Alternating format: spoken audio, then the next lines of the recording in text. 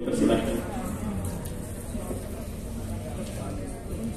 Baik, saya mohon maaf kalau misalkan semua barang-barangnya nggak bisa satu-satu nggak bisa saya review. Tapi yang pasti ini semua akan ada dokumentasinya dan saya pasti satu-satu barangnya akan saya post gitu ya. Gratis, nggak akan harus banget saya akan promosikan yang pasti. Gitu. Nah ini adalah salah satu cara yang namanya itu untuk action untuk bagaimana meningkatkan penjualan dan dengan media ya, terus juga dengan ya kolaborasi itu yang sama yang akan kita lakukan. Jadi kalau tadi saya lihat barang-barang dari para ibu-ibu semuanya di sini semuanya punya karakteristik, semuanya bagus, semuanya kualitas pasti gitu ya. Nah tapi memang ada hal yang lebih dari bagus dan kualitasnya aja. Tapi ada beberapa yang harus dipenuhi untuk bisa, nggak usah ngomong yang untuk di internasional dulu, untuk bisa dijual di retail pasar lokal. Banyak banget standarisasinya yang memang harus kita penuhi. Seperti kayak expirednya seperti apa, seperti perizinan PJRT-nya seperti apa, dari mana legalitas MUI-nya, bukan cuma legalitas MUI-nya doang, apa yang akan kita lakukan, branding packaging-nya juga seperti apa. Nah ini salah satu yang harus dilakukan Pak, dari komunitas MES, dari komunitas-komunitas yang lain. Ini yang harus dilakukan, penyuluhan, pembinaan yang betul-betul banget, karena beberapa kasihan menurut saya barang-barang itu semua bagus ya kan, dengan harapan-harapan daripada ibu-ibu semua UKM harapannya bisa terjual. Kalau saya bilang ekspor itu agak terlalu jauh banget, tapi untuk masuk ke jual dalam retail pasar gitu kan, agar bukan cuma sekali dua kali gitu ya. Oke saya udah pernah ekspor, atau oke saya sudah pernah menjual ke sini sekali dua kali, tapi habis itu sudah. Nah kan itu yang terjadi. Nah supaya gimana caranya kita sudah berkontrak 3 tahun 4 tahun ya kan, dan itu terus berputar terus gitu kan, dan main partai banyak gitu kan, untuk di pasar lokalnya dulu. Jadi kalau saya lihat ya memang harus ada banyak sekali PR dari komunitas pembina gitu kan, untuk bisa masuk di lokal begitu sih. Itu bayangan saya. Tapi prinsipnya untuk hanya menjual saat ini kan alhamdulillah kita punya marketplace. Kita bisa taruh di Tokopedia, kita bisa taruh di Shopee, kita bisa ditaruh di Instagram, TikTok dan lain-lainnya. Nah ini yang upaya pertama sih. Yang tadi saya bilang akan mempromosikan semua barang-barang dari UKM secara free, itu adalah bagian upaya juga. Begitu. Nah mungkin nanti ada disampaikan secara teknis dari Ibu Yuli, silakan. Ya terima kasih. Santai aja ya. Tadi yang sempat digurasi oleh Mas Amar ini sudah luar biasa, dan saya lihat memang produknya bagus. Saya sapa dulu ya Mas Amar ya. Di sini ada teman-teman dari fasilitator daerah dan nasional dari BEK Indonesia. Coba acungkan tangan. Dari Istiqlal ya. Kemudian juga dari Indonesia Council for Small Business, ICSB. Oke. Juga ada dari teman-teman UMKM binaan dari mana lagi? Teman-teman, ya oke, yang hadir semua.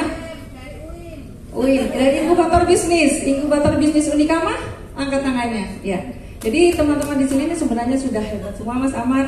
Produknya itu ada yang sudah masuk Kick Andy, yang di atas sana Super Heru, camilan ya, tapi juga sudah di Kick Andy. Ada juga program BRI Planner untuk kemarin sudah bisnis matching dengan buyer dari Australia. Kemudian ada lagi banyak prestasi teman-teman. Tapi sebagai pelaku usaha, apa yang diberitahukan Mas Amar itu tadi, bagaimana kita membuat ekosistem halal supaya produk Indonesia ini benar-benar dipercaya lagi. Nah, Mas Amar hadir di situ. Apanya yang kurang? Mas Amar membantu dari segi kemasannya dan lisensinya. Dan bahkan kita punya jaringan di luar, di Timur Tengah, retail yang ada di, sudah ada ya, dulu supermarket yang akan kita tembusi. Dan bahkan tidak menutup kemungkinan Mas Amar akan membuka retail shop untuk produk Indonesia di luar negeri. Kita doakan ya, tidak ada yang tidak mungkin, tapi atas ridho Allah semuanya pasti, atas usaha kita juga diridhoi bisa lancar dan aman. Nah, ini sedikit teknis aja ya teman-teman di sana. sudah tahu ya. Maaf ya kalau komentarnya tuh bikin menyakitkan gitu. Memang sukses is pain katanya, beauty is pain, tapi ini sukses is pain gitu. Mohon maaf. Jadi saya lihat ide membuat produknya udah bagus. Satu. Yang kedua, secara teknis kalau mau dipasarkan secara online atau offline, produknya diuji sendiri apakah kuat berapa lama. Semua mengatakan kok 6 bulan Bu Yuli, kuat 1 tahun. Mana buktinya? Tidak ada dokumentasi bahwa dia sudah, misalnya produksi sekarang disimpan 1 bulan, dilihat, dibuka, dicek adakah perubahan rasa, kemudian adakah perubahan warna, adakah perubahan apapun di situ, didokumentasi. Saya masih melihat teman-teman masih belum ada dokumentasi yang meyakinkan. Kalau ditanyain produknya kuat berapa lama, oh ini 1 tahun, mana buktinya? Dia yang tahu. Harus ada dokumentasi. Ketika 1 bulan kita cek, kita compare, nggak ada perubahan warna, buka lagi 2 bulan berikutnya, buka lagi, harus ada sampling yang disimpan yang menyatakan dan Anda sudah punya bukti bahwa produk saya memang tahan 6 bulan gitu. Sampai berapa lama sih kuatnya produkku, itu juga diukur sampai berapa lama. Kalau ekspor minimal 6 bulan, kurang dari 6 bulan nggak bisa. Kenapa Bu Yuli? Mas Amar ngambil dari produk jenengan, ya kan? Sama Mas Amar masih dibenahin lagi packagingnya, masih proses nego dengan buyer, masih proses pembayaran dan sebagainya. Itu sudah memakan waktu bisa saja 1 bulan. Bulan berikutnya adalah barang dikirim ke pelabuhan. Dari pelabuhan ke Timur Tengah butuh waktu 4 minggu, kapalnya aja berlayar, ya kan? Ada proses namanya clearance bongkar barang, dokumentasi dan lain-lain, itu memakan waktu 2 minggu. Udah berapa bulan? 2 bulan. Nah, di sana belum langsung pada konsumen, tetapi masih ditaruh lagi di gudangnya importir, ya kan? Masih proses ngitung harganya lagi, dijual berapa, baru distribusi kemana-mana, melewati lagi namanya wholesaler, jadi importer wholesaler, belum lagi ke distributor, kemudian ke retailer, gitu. Makanya kenapa sih kok dituntut 6 bulan? Jadi kalau produknya tidak mampu 6 bulan, baru dicari tahu aku harus memberikan produk yang tahan 6 bulan gitu. Kenapa sih produk-produk besar di supermarket seperti Giant dan besar-besar itu kok kuat sampai 1 tahun? Kadang-kadang yang mau lebaran sekarang dari perusahaan besar keluar tuh produknya, tahun depan keluar lagi. Tapi ingat, ada batch number dan dia sudah menguji itu semua bahwa dia mampu bertahan 1 tahun lebih. Nah, batch number atau production date atau tanggal produksi itu wajib dicantumkan. Lebih penting batch numbernya berapa daripada tanggal expired. Expired memang harus dua-duanya diisi, tetapi penelusuran ini batch diproduksi tanggal berapa, ketika ada tiba-tiba produknya tengik dikembalikan, ada tulisannya expiry date. Oh, expirednya memang belum nyampe, tapi kok udah tengik ya, tapi Anda nggak bisa menelusuri produksi tanggal berapa ini gitu. Dan production date nomor 1. Nah, kemudian baru lisensi perizinan halal. Nanti Mas Amar dan mungkin teman-teman yang lain juga membuat bagaimana halal itu yang global diterima oleh seluruh dunia. Jadi itu yang kita lagi rancang ya Mas Amar ya, di Istiqlal juga. Bagaimana produk ini halalnya pun diakui oleh dunia, bukan cuma Indonesia gitu. Terus ada lagi, harus tahu perizinan. Di sana itu ada ya tadi frozen. Kalau frozen dia harus apa? BPOM. Gak bisa enggak, wajib BPOM. Itu sudah persyaratan. Apa sih bedanya BPOM PRT? Masih banyak ada yang kurang memahami. Nah, nanti ada sesi sendiri untuk itu. Nah, nanti kalau BPOM, karena pembeli, Mas Amar juga mensurvei proses produksinya Bapak Ibu. Kira-kira pekerjanya laki-laki, telanjang, rambutnya terbuka. Ada 1 rambut aja di dalam bakso tadi akan mengembalikan 1 kontainer. 1 rambut mengembalikan 1 kontainer barang yang datang. Coba dipikirkan bagaimana sibuknya mengembalikan barang itu lagi ke Indonesia. Tidak mudah. Produk recall tidak mudah. Jalan satu-satunya dibuang ke laut. Karena orang bule atau orang luar, buyer, dia nggak mau repot bukain satu-satu yang mana ada rambut, yang mana enggak. Satu ada rambut, diklaim semuanya berarti kotor. Ya. Nah, itu juga menjadi terus berproses. Tidak harus besok langsung baik semuanya, tapi dari ilmu-ilmu seminar itu berproses menjadi lebih baik. Terus saya ada satu lagi yang tadi saya lihat dari brosur bakso, maaf ya, banyak bukan cuma bakso ya, ada lagi di packagingnya itu ditulis lengkap manufacture by PT Bakso Blablabla, jalan ini, nomor teleponnya ini, ada WA-nya. Kira-kira kalau temannya mau bantu reseller bisa nggak? Nah, kalau nggak bisa, tahu kenapa dicantumkan di situ? Berarti mau berjuang sendiri, nggak mau susah jamaah. Hah? Maaf Pak, aku dimarahi sama yang punya bakso. Bisa, ya karena kadang-kadang Pak, kadang-kadang buyer sekarang pinter. Saya mau beli apa, searching juga di internet, di marketplace ya. Oh, brandingnya ini, ada nomor teleponnya, saya hubungi nomor telepon direct. Kasihan yang temannya yang memperkenalkan produk itu ke saya nggak beli lewat dia, karena berharap beli ke langsung itu biasanya lebih murah, ya, percaya. Nah, itu kadang-kadang itu juga dipikirkan skema-skema marketingnya nanti. Nah, Mas Amar di sini sudah bercerita tadi bahwa di Malang ini sudah kesempatan pertama seminarnya. Kemudian kita ada kolaborasi link ke Istiqlal, kita juga nanti ke luar Singapura dan Timur Tengah. Tidak menutup kemungkinan semua produk Ibu itu ada pasarnya. Apa yang kita buat itu memang ada bayarnya. Tapi bagaimana menemukan buyer yang cari barangnya Ibu, itu yang dibantu oleh tim HEI. Gitu ya. Itu aja mungkin, nggak usah banyak-banyak ya, karena teknisnya banyak banget nanti. Ya, makasih teman-teman ya. Semangat. Terima kasih kepada Abang Amar Soni beserta timnya, yaitu Ibu Yuli yang telah mereview, juga menjelaskan, juga memberikan pengetahuan kepada kita bagaimana ekspor barang itu. Untuk itu sekarang adalah sesi diskusi tanya jawab. Ini berhubung kita selesainya 12:30 ya, jadi tidak lama lagi ya. Ini kami berikan 3 pertanyaan cukup ya, Abang ya. Baik, kami persilakan kepada Bapak Ibu yang mau bertanya langsung kepada Abang Amar Soni beserta timnya.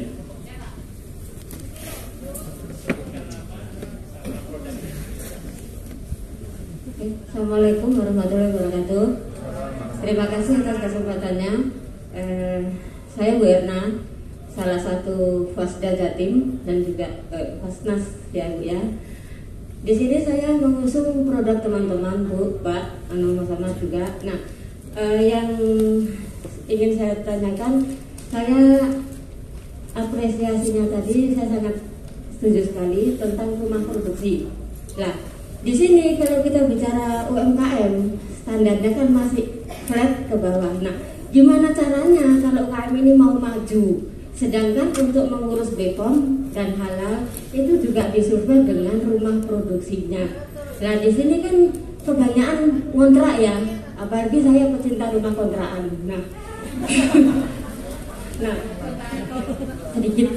Nah, ketika saya mengajukan halal dan juga saya mengajukan BPOM, standar sesuai CPPOB juga CPBB ya. Di sini kan juga ada alur produksi dengan rumah. Nah, kira-kira mungkin nggak dengan rumah kontrakan saya yang sepeta. Nah, di sini yang memang UKM banyak sekali membutuhkan tentang rumah produksi. Terus untuk rumah produksi ini sistemnya gimana? Itu yang ingin saya tanyakan. Apa kita dari komunitas ini difasilitasi untuk teman-teman yang produknya mau maju naik kelas dengan legalitas perizinan edarnya itu. Sekian mungkin dari saya. Terima kasih. Terima kasih kepada Ibu. Langsung saja dijawab supaya lebih efektif. Terima kasih Bu. Selain rumah produksi ada lagi nggak yang Ibu harapkan? Atau fokusnya cuma di ruang produksi doang? Permodalan? Iya. Kalau permodalan langsung iya. Tapi ngomong kalau ngomongin masalah permodalan minimal kita harus ada rekening tabungan itu 3 bulan sampai 1 tahun, benar kan? Dari kurasinya bagaimana, agak ribet prosesnya gitu ya. Ya. Oke, jadi saya jawab cerita sederhananya Bu ya. Saya cerita lebih ke sederhananya aja. Ibu punya barang, ya, ibu punya barang dan ibu sudah qualified barangnya, gitu ya. Yang sudah dari contohnya dari 100 barang, ibu salah satu 10 barang nih, ya. 10 barang ini nanti yang akan dibawa ke pabrik kami. Dari pabrik kami ini kami akan memberikan 2 pilihan. Ibu, satu pilihan dulu. Satu pilihan dalam arti kami akan membantu prosesnya. Kami akan membantu prosesnya dari segi legalitasnya, produksi untuk packagingnya gitu ya, sampai benar-benar ini bisa untuk dijual, distribusikan oleh buyer partner kami di negara lain gitu. Nah, dan di sini fungsinya dari UKM adalah memikirkan kualitas produknya. Sekarang solusinya bagaimana caranya kami untuk memberikan service untuk UKM hanya fokus kepada quality control produk dan konsistensi untuk mengekspansi barang-barang produk yang akan kami bawa. Dan ketika kami sudah menjual di sana dari 10 barang, kami akan melakukan B2C di sana. Antara B2B dan B2C kami akan lakukan untuk di customer dari negara-negara lain. Dan dari 10 barang misalnya ini ada 2 barang yang sangat laku. Nah, otomatis dari pihak mereka semua minta untuk lebih banyak lagi produksinya. Contohnya misalkan dari 2 produk ini cuma 1.000 dan mereka minta 10.000 misalnya. Nah, tentu kebetulan produk itu produk ibu, ya kan? Nah, dari tim kami akan menghubungi ke tempat ibu dan kami akan membeli. Bu, bagaimana cara untuk mengekspansi barang ibu? Tentu ibu butuh kos, gitu kan? Tentu ibu akan butuh dana. Nah, itu yang akan kami bantu dananya dari sini, begitu. Nah, ini adalah salah satu upaya agar bisa berjalan nih. Betul yang ibu bilang, untuk BPOM, untuk ini aja kan akan di research dulu. Gimana masuk kualifikasinya kalau rumah kita masih ngontrakan gitu kan. Nah, itu makanya yang harus setuju kalau misalnya kita harus ada rumah produksi, betul?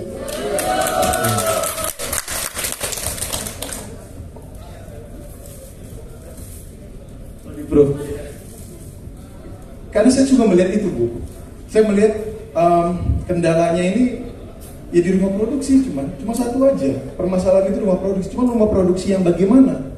Ngomongin rumah produksi, kita nggak mungkin bisa satu orang karena itu memerlukan modal yang cukup besar gitu kan. Dan oleh karena itu kita memang harus ada partner dari negara-negara lain. Dan negara-negara lain emang sudah memiliki Indonesia. Kenapa? Karena Indonesia ini pasarnya besar. Pasarnya 247 juta sampai 250 juta penduduk Indonesia. Dan lagi apalagi dengan keadaan muslim kita yang besar sekali. Jadi tidak menutup kemungkinan untuk kita bisa mendapatkan sertifikasi halal hub global. Nah, ini yang akan saya sebagai warga negara Indonesia muslim yang tidak mau ngelihat negara Thailand saat ini akan yang menjadi halal hub internasional. Sedangkan Thailand itu negara yang lebih kecil daripada Indonesia dengan jumlah populasi masyarakatnya juga, dan bukan non muslim juga di sana rata-rata mayoritas. Tapi kenapa mereka bisa menjadikan halal hubnya? Bahkan Jepang sudah mendeklarasikan kalau mereka adalah negara halal. Lah kalau Indonesia ini kenapa? Ya kan? Nah, ini yang diperlukan sekali untuk bisa ada satu orang atau ada kelompok yang akan bisa meng-announcementkan, menggebrakkan, membreakthroughkan itu semua agar bisa seperti Gojek. Gimana Gojek? Dulu persepsi orang melihat ojek pasti buruk, tapi sekarang everybody needs Gojek, iya kan? Di mana diuntungkan ketiga belah pihaknya? Satu dari pelaku Gojek, kedua dari customer, ketiga dari orang yang bikin sistemnya. Nah, sama seperti ini, gitu. Jadi insya Allah tahun ini kami akan berprogres. Nah, tapi bukan cuma sambil menunggu pabrik ini jadi, rumah produksi kami jadi. Kami tetap seperti ini nih, memberikan penyuluhan. Kami akan melakukan expo yang akan diselenggarakan juga bersama Big Indonesia, Halal Masjid Istiqlal. Karena kami bersumber bagaimana bisa, sebelum ngomongin UKM, kita harus bagaimana bisa membuat infrastruktur ekonomi di Masjid Istiqlal. Dari semua berangkat dari masjid, gitu. Nah, seperti itu. Setelah itu kami akan membuat minimarket yang mana nantinya ini minimarket khusus untuk barang-barang UKM, gitu. Itu aja sih Bu ya. Terima kasih. Ada lagi pertanyaan? Terima kasih. Siapa ini ya?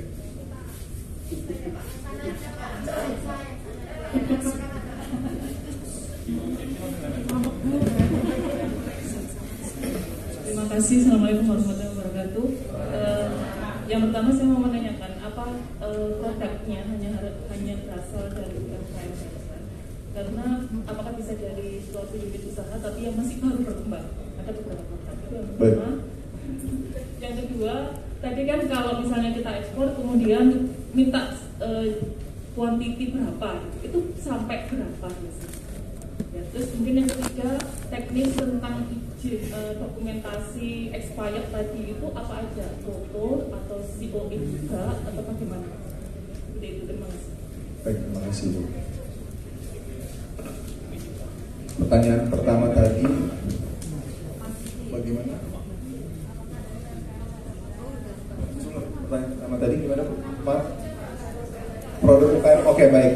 Bukan produk UKM aja Bu. Semua, karena kan kami membangun sebuah ekosistem perekonomian. Jadi bukan cuma hanya untuk UKM Indonesia, tapi seluruh negara-negara yang membutuhkan juga dari sertifikasi halal. Jadi kami ada dua.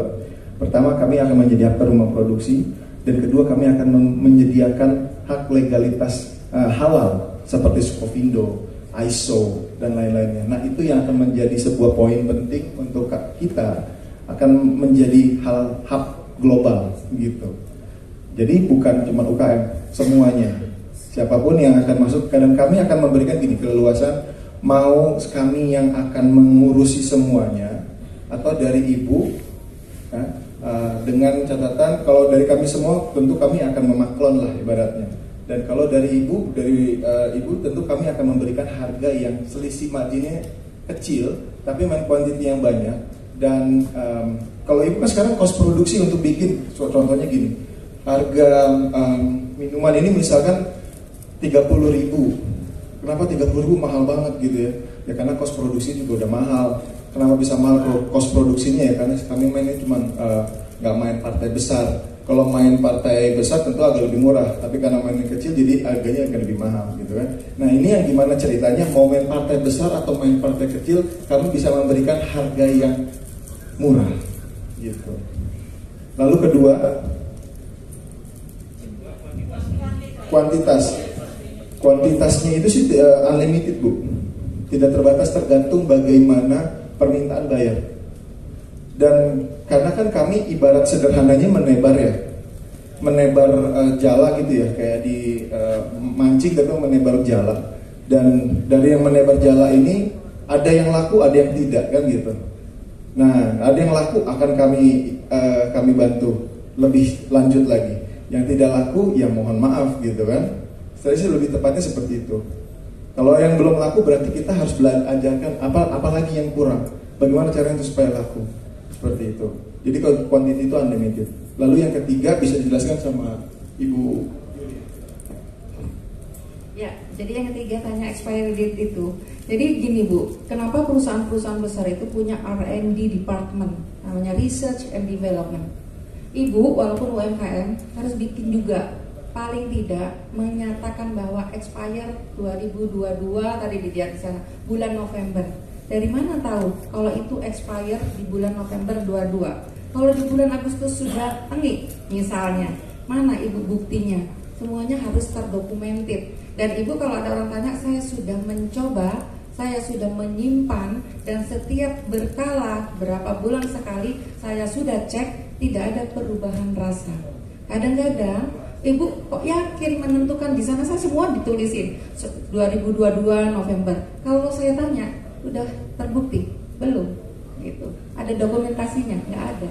Nah itulah yang maksudnya dibuat dengan cara Ibu, karena UMKM dengan caranya ada foto produksi tanggal sekian, disimpan, difoto lagi, tidak ada perubahan warna.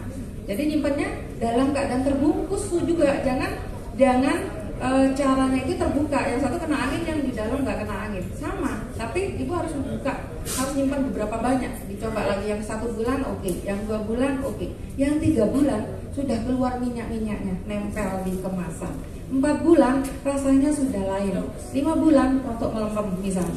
Terus ibu declare atau ngeklaim produk itu masih November 2022. Itu yang saya lihat di sana gitu. Ada buktinya nggak? Ada yang sudah membuat itu? Mungkin ada, bagus banget. Saya selalu mengajari bahwa harus ibu jadi yakin menulis itu. Seandainya ada audit, ibu sudah ini loh bu, buktinya saya itu ya, standarisasinya gitu. Nah, apa yang dikatakan Pak Amar tadi itu nanti bukan cuma legalitas Indonesia, untuk masuk ke negara tertentu juga ada persyaratan legalitas yang harus memenuhi apa yang diinginkan oleh negara tersebut.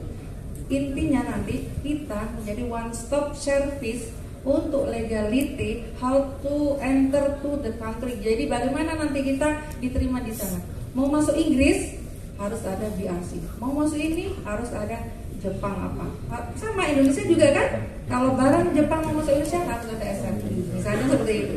Nah itu one stop service-nya nanti di kita, karena di Jakarta, di Istiqlal itu juga menjadi hub-nya. Wisatawan yang datang harus datang mengunjungi Istiqlal, dan sudah direnovasi 1 lantai di bawah khusus produk-produk UMKM.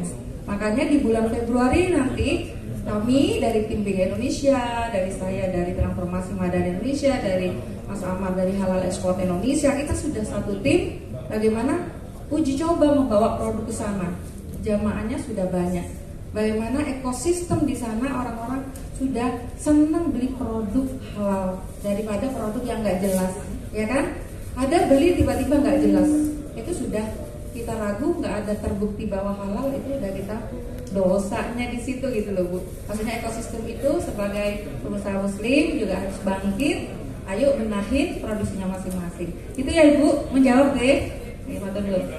Terima kasih, bagus sekali jawaban dari Bapak Amar Zoni dengan timnya ini ya. Tapi bos, waktu saya kasih kesempatan waktu saja Pak ya, dari bapak-bapak yang sudah bertanya dari tadi. Kalau bisa pertanyaannya singkat, padat, jelas Pak, karena waktu mau habis.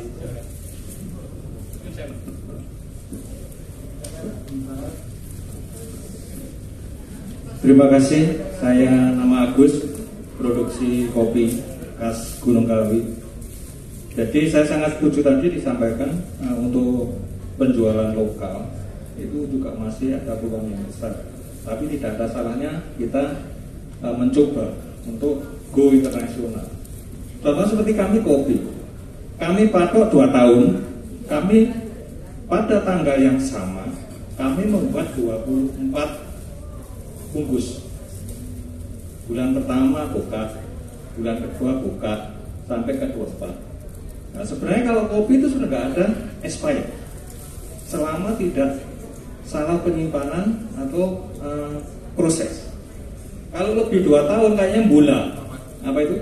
Packagingnya, nah, itulah kami berani membatasi 2 tahun. Nah, untuk peluang kopi, kami tanya kepada Mas Amar, bagaimana? Karena begini, kenapa kami berani berbisnis kopi? Antara supply demand itu jauh. Karena dari tingkat konsumen, apalagi sekarang sudah menjadi gaya hidup minum kopi, sekitar 15% laju tingkat konsumsi. Tapi dari laju produksi itu hanya stagnan 3-5. Jadi untuk Indonesia saja itu insya Allah masih sangat kurang. Nah itu yang kami tanyakan, peluang kopi menurut Mas Amar ini bagaimana? Terima kasih. Terima kasih Pak. Baik, kita sama-sama pernah dengar lagu yang Indonesia ini adalah negara surga yang dimana dilempar jadi apa, jadi tanaman, betul kan? Maksudnya peluang kopi, Bapak tanya apakah bagus? Ya, Bapak sudah bisa menjawab kalau Indonesia sendiri masih kekurangan produksi kopi Pak, ya kan, masih membutuhkan banyak. Makanya kalau kita lihat banyak sekali seperti kafe-kafe, coffee shop di pinggir-pinggir gitu, dan dia menjual dari kopi yang sudah turunan ataupun dari biji kopi gitu kan. Mereka semua berlomba-lomba. Dan kalau Bapak tanya di UAE sendiri gitu ya, di UAE sendiri saat ini sudah orang-orang sudah tidak mengambil ke Starbucks lagi. Orang-orang sekarang sudah membuka sama seperti Indonesia, coffee shop di mana-mana sekarang. Jadi semua orang-orang di sana itu nongkrongnya sekarang di coffee shop. Jadi pemasok kopi untuk sebagai bapak produsen kopi itu sangat besar sekali. Kopi kita dari masal Arabica atau Robusta itu semua itu digandrungin Pak, dan memang mempunyai karakteristik tersendiri dan mempunyai kualitas tersendiri, apalagi dari Gunung Kawi. Ya, kemarin saya sudah pernah saya mencoba untuk mengekspor juga ke Sudan. Itu ekspor kopi dari Gunung Kerinci. Itu kopinya itu tapi bukan dari biji kopi, maksudnya dari tumbuhan, dia bilang dari pohon atau apa, tapi jadi menjadi sesuatu yang menarik. Terus juga ya pernah, kalau tahu koka, tahu nggak? Tahu koka kan, yang biji kopi itu yang dia berubah jadi kayak gelang, terus jadi kayak pengharum ruangan. Itu juga kami sudah membantu juga nggak ekspor. Nah jadi maksudnya ya Pak, ngomongin kopi akan banyak, nggak akan selesai. Apa kopi lagi ini adalah semua penikmat kopi khususnya? Wah udah cukup besar Pak. Jadi Bapak tetap mempertahankan kualitas kopinya, menambah banyak, insya Allah itu bisa masuk. Cuman jadi masalahnya ini mungkin ditambahkan bagaimana Bu? Kalau ada pertanyaan. Ya sebenarnya kopi itu memang komoditi yang paling dicari oleh dunia, dan itu yang terkenal memang Indonesia. Indonesia sendiri mempunyai banyak kompetisi di kopi ya. Jadi ada kopi Toraja, ada kopi Kentamani, ada kopi macam-macamnya dengan bermacam-macam rasa ya kan. Nah kemarin beberapa waktu tahun yang lalu memang kalau eksportir kopi itu memang agak sama mereka masih ada kebijakan harus terdaftar dulu. Kalau sudah ekspor sekian ton baru menjadi sementara dulu baru ekspor gitu. Itu yang bijinya, yang ini, jadi banyak orang-orang itu masih kesulitan. Tapi sekarang kerannya terbuka lebar-lebar, eksportir kopi sekarang bebas, nggak perlu daftar. Tapi Bapak tetap harus bekerjasama dengan perkebunan ya, perhutanan atau perkebunan ya. Nah dari PTP perkebunan juga memang ada syarat kopi yang bisa masuk keluar, ada perizinan apa gitu. Kopi misalnya kalau green bean-nya ya biji kopi, persyaratannya apa, itu memang ada Pak, klasifikasinya COA-nya atau tergantung negara yang minta ya. Kalau dia pasti minta COA itu pasti. Nah untuk dapatkan COA itu kemana? Nanti lembaga HAI juga menyediakan nanti punya lab khusus. Oke, kopi ini certificate of analysis mengandung apa, kafeinnya berapa ini. Makanya mereka perlu data sheet itu Pak. Jadi kopi itu punya peluang yang besar. Kemarin saya juga sempat baca di jurnal itu untuk IPTC Jeddah. Itu kopinya kenapa kok cuma satu jenis, kopi Gayo katanya. Mana kopi-kopi yang lain? Padahal buyer dari Timur Tengah itu banyak cari kopi. Terutama kopinya yang rempah.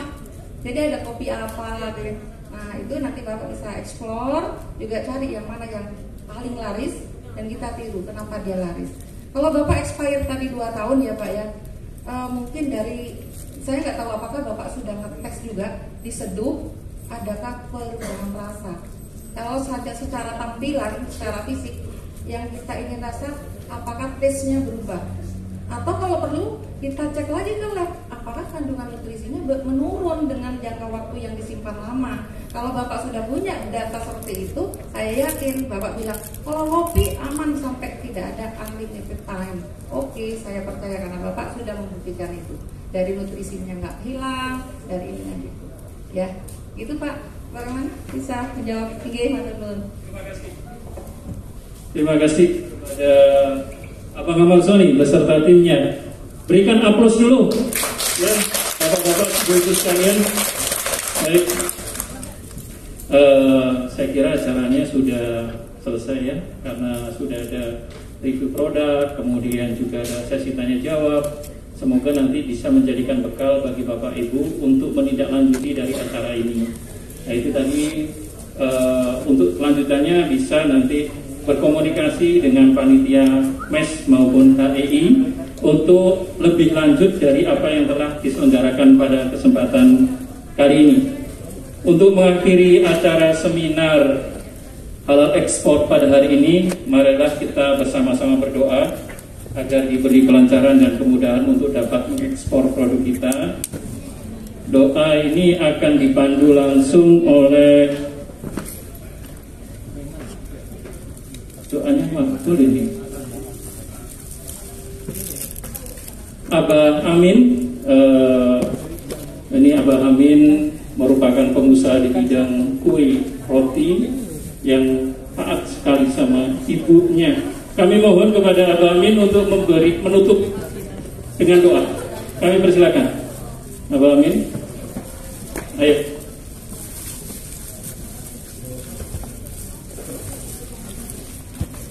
Supaya acara ini berkah dan ada manfaatnya, maka acara ini wajib ditutup dengan doa. Kami persilakan pada Abah Amin. Assalamualaikum warahmatullahi wabarakatuh. Sebelumnya Bapak Ibu saya mohon maaf karena yang tadi kita sudah berdoa itu sudah pergi duluan. Jadi ini saya dipaksa dari tadi. Mudah-mudahan doa kita dikabulkan oleh Allah SWT. A'udzubillahi minasyaitonir rajim. Bismillahirrahmanirrahim. Allahumma shalli ala sayyidina Muhammad wa ala sayyidina Muhammad kama shallaita ala sayyidina Ibrahim wa ala sayyidina Ibrahim wa barik ala sayyidina Muhammad wa ala sayyidina Muhammad kama barakta ala sayyidina Ibrahim wa ala sayyidina Ibrahim fil alamin innaka Hamidum Majid. Ya Allah, ya Rahman, ya Rahim, ampunilah dosa kami ya Allah dan dosa kedua orang tua kami ya Allah. Orang tua kami yang membesarkan kami ya Allah. Orang tua kami yang mencarikan makan kami ya Allah.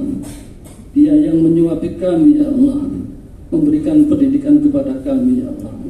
Tetapi ketika kami sudah besar ya Allah, saya sering menyakiti hatinya ya Allah. Kami sering melukai hatinya ya Allah, sering membentaknya ya Allah, sering menyela hatinya ya Allah. Ampunilah dosa-dosa mereka ya Allah. Ridhoilah mereka ya Allah. Mudah-mudahan Kau muliakan mereka di dunia dan di akhirat ya Allah ya Rahman ya Rahim. Ya Allah ya Rahman ya Rahim. Barokailah pertemuan kami di tempat ini ya Allah. Barokailah usaha kami ya Allah. Barokailah pekerjaan kami ya Allah. Barokailah teman-teman kami ya Allah. Barokailah produksi kami ya Allah. Barokailah hasil usaha kami ya Allah. Barokailah karya-karya kami ya Allah. Ya Allah ya Rahman ya Rahim. Berilah kesehatan kepada kami semua ya Allah. Berilah kekuatan kepada kami semua ya Allah. Berilah kekuatan kepada ujian yang Kau berikan kepada kami ya Allah ya Rahman ya Rahim. Berikanlah kesehatan, kekuatan dan kesabaran kepada senior-senior kami ya Allah. Berilah kekuatan, berilah keberkahan kepada pembimbing-pembimbing kami ya Allah, khususnya tamu-tamu yang ada di depan ini ya Allah. Mudah-mudahan mereka tetap bersabar, tetap bersemangat untuk membimbing kita semua, untuk meningkatkan produksi kita semua. Mudah-mudahan untuk meningkatkan yang kita inginkan bisa ekspor ke seluruh dunia. Amin amin ya rabbal alamin. Rabbana atina fid dunya hasanah wa bil akhirati hasanah wa qina adzabannar wa qina adzabannar wa qina adzabannar. Wassallallahu ala sayyidina Muhammadin nabiyil ummi wa ala alihi washabihi wa baraka wasallim. Walhamdulillahi rabbil alamin. Bi barakati al-Fatihah.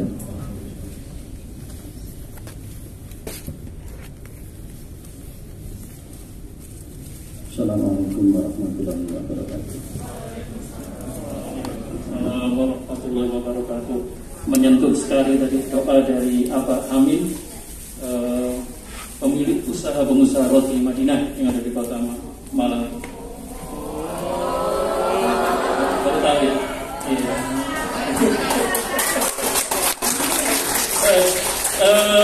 Sahabat MES Kota Malang yang berbahagia, telah berakhir kegiatan seminar halal ekspor ini. Tadi sebenarnya Bapak Wali Kota sudah mau ke sini, tapi tiba-tiba ada acara di luar, maka beliau company, tapi tidak mengurangi karena di depan kita ada Bapak Wakil Ketua Dewan yang mewakili. Terima kasih kepada Bang Ahmad Zoni serta timnya yang luar biasa, kepada Bapak Wakil Ketua DPRD Kota Malang, Sam Rinza, saya manggilnya Sam aja. Terus kemudian dan para peserta yang sangat antusias mengikuti acara ini hingga akhir, tidak ada yang pulang, luar biasa. Semoga seminar ini semakin meningkatkan khasanah keilmuan dan menjadikan kita penggerak dalam peningkatan ekonomi yang halal. Dengan tanda para UMA Kota Malang ini go ekspor, itu doanya tadi. Kami selaku pemandu acara juga panitia seminar halal ekspor ini, mohon maaf atas kesalahan serta kekurangan selama memandu acara ini. Mari kita tutup dengan lafaz hamdalah. Alhamdulillahirabbil alamin. Karena ini ada orang Jakarta, saya juga punya pantun buat beliau untuk kenang-kenangan. Di Kota Malang ada Aremania. Sampai jumpa di event Mes Kota Malang selanjutnya. Assalamualaikum warahmatullahi wabarakatuh. Bapak Ibu sekalian, mungkin sebelum acara ini kita tutup, mungkin ada penjelasan sedikit dari Bapak Doni, dan juga setelah itu langsung kita foto bersama. Juga ada yang mungkin foto dengan Abang Amar Soni dengan produknya. Ini kami persilakan. Mohon maaf sedikit pengumuman, mungkin produk-produk yang ada di display itu belum dikurasi karena habis ini masih ada acara di Poncokusumo, jadi kurasinya telah pulang dari Poncokusumo. Nanti untuk pengambilan barang kita informasikan di grup. Terima kasih.